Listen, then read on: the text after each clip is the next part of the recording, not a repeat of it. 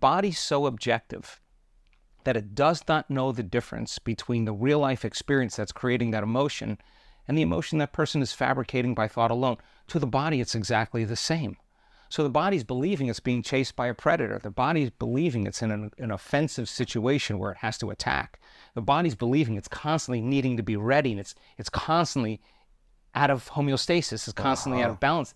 It's in emergency, it's in fight or flight. It's a different system in the autonomic nervous system where you're stepping on the gas, where you're mobilizing enormous amounts of energy for some threat, some danger, real or imagined.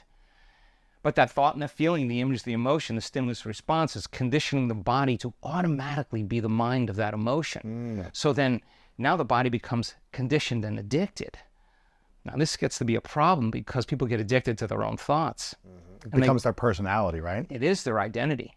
And they become addicted to the life they don't even like because their response to the coworker, to the boss, to the ex is actually giving them a rush of energy, a rush of adrenaline, and they're associating that rush of energy with some problem or condition in their life. And now come time to change and manage your attention and manage your emotion, it's no different than breaking addiction to anything.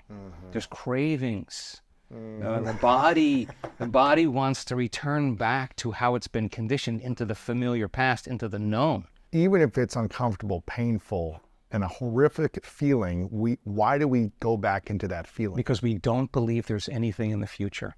If we knew that the best way to create a future really is to change your state of being, then you would have to manage your attention on that thought and have to say, is this thought actually the truth?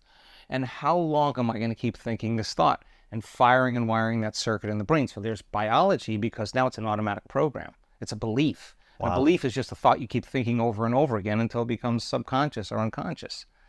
So to change then is become so conscious of that unconscious thought, that unconscious belief, that it wouldn't slip by your awareness, unnoticed and checked. And now the body's in rehab because it's overdosed. It's been on a bad trip. And the body, which has been conditioned to be the mind, is 95% of who we are, right, by the time we're in the middle of our life. So there's David and Goliath. And the body's just saying, look, you think you've been making all your decisions your whole life. Actually, you haven't. The body has been making these decisions because it's the mind.